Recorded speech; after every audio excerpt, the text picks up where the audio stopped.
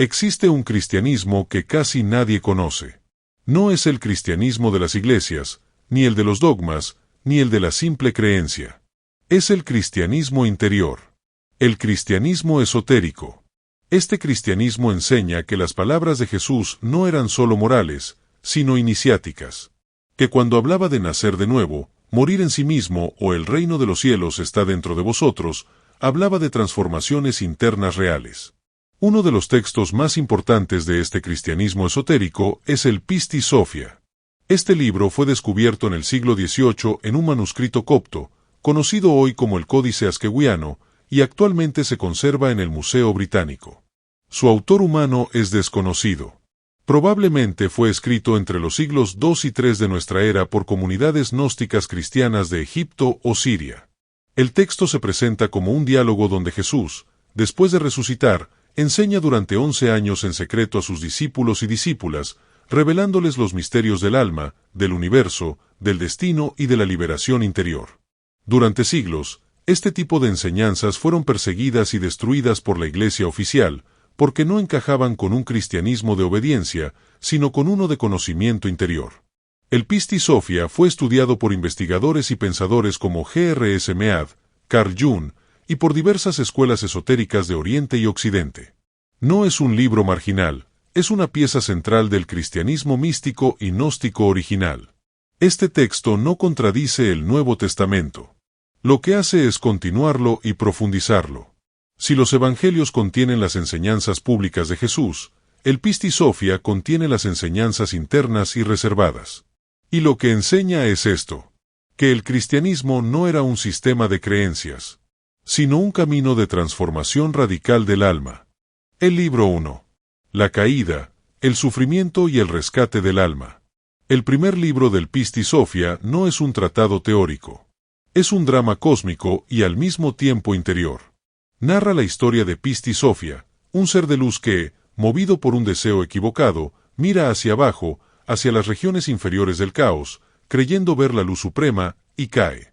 En esa caída es engañada, pierde su poder y es despojada de su luz por los arcontes, las fuerzas que gobiernan los mundos inferiores.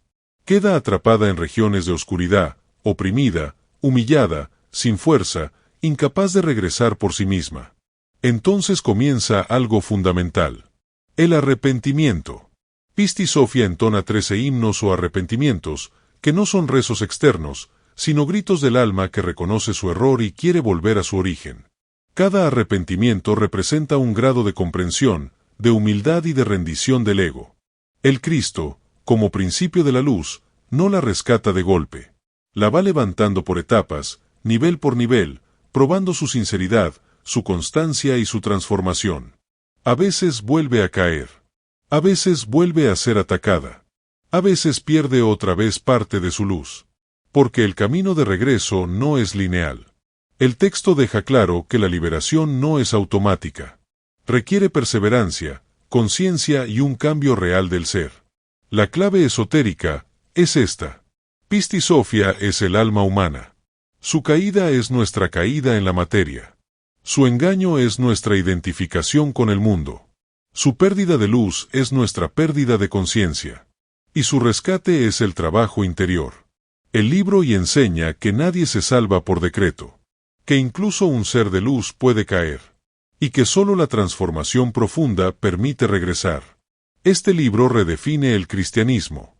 Ya no como una historia externa de salvación, sino como un proceso interno de regreso a la divinidad. El libro 2.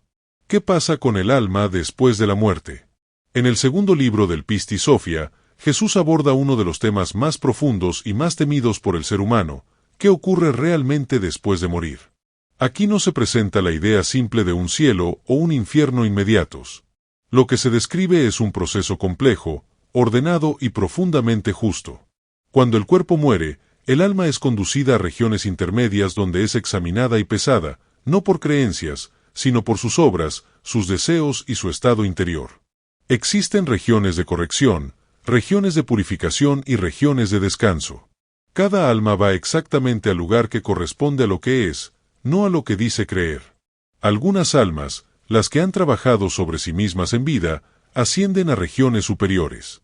Otras deben pasar por procesos de limpieza interior, donde se liberan poco a poco de sus cargas psicológicas. Pero muchas, la gran mayoría, no están listas para liberarse. Estas almas son devueltas al mundo en nuevos cuerpos.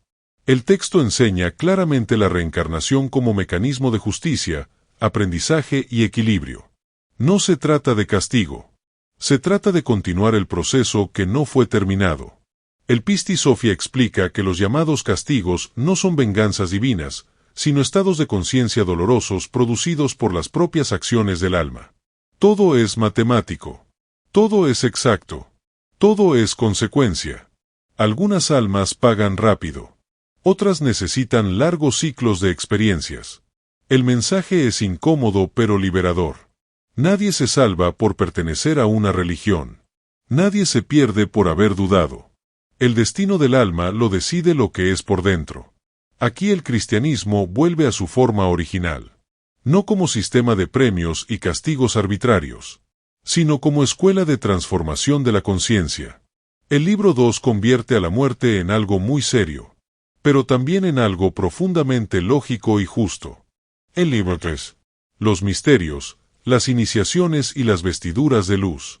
En el tercer libro del Pistis Sophia, el tono del texto cambia. Aquí Jesús ya no habla tanto del destino de las almas, sino del camino consciente para liberarse. Introduce un concepto central del cristianismo esotérico, los misterios. Los misterios no son creencias. No son rituales externos. Son conocimientos vivos y estados de conciencia que transforman al ser humano desde dentro. Jesús explica que el universo está lleno de regiones, niveles y puertas, y que el alma solo puede atravesarlos si posee la clave interior correcta. Estas claves son llamadas sellos, palabras de poder, vestiduras de luz y grados de iniciación. Las vestiduras de luz no son ropa simbólica. Representan estados reales del ser, niveles de pureza, conciencia y poder interior. El texto enseña algo profundamente incómodo para la religión convencional. Hay personas buenas. Hay personas sinceras.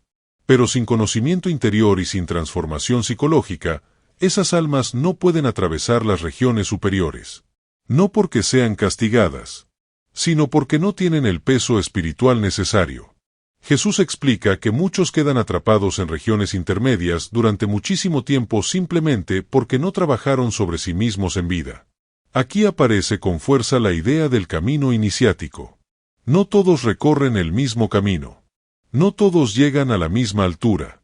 No todos despiertan al mismo nivel. El cristianismo original, según el Pistis Sophia, no era para las masas.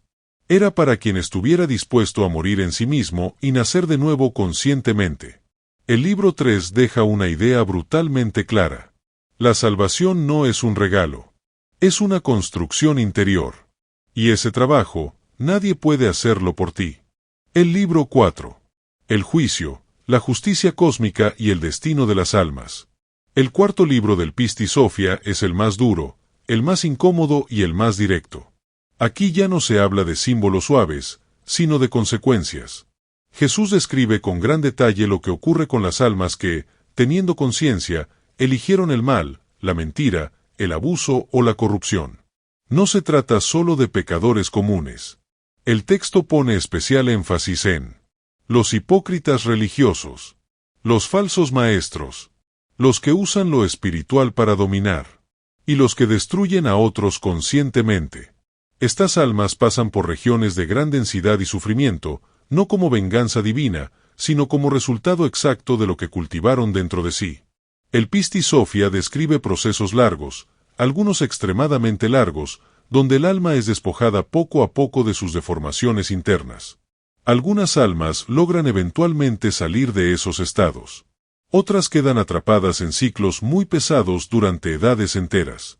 Aquí aparece con toda claridad la idea de justicia matemática. Cada acto, cada intención, cada abuso de poder, tiene una consecuencia precisa. No hay favoritismos. No hay perdón automático. No hay atajos espirituales. El texto también habla de aquellos que practican magia negra, manipulación espiritual o engaño consciente. Su destino es especialmente grave, porque usaron el conocimiento para destruir. Pero incluso aquí, el castigo no es eternamente vengativo. Es correctivo, aunque a veces terriblemente largo.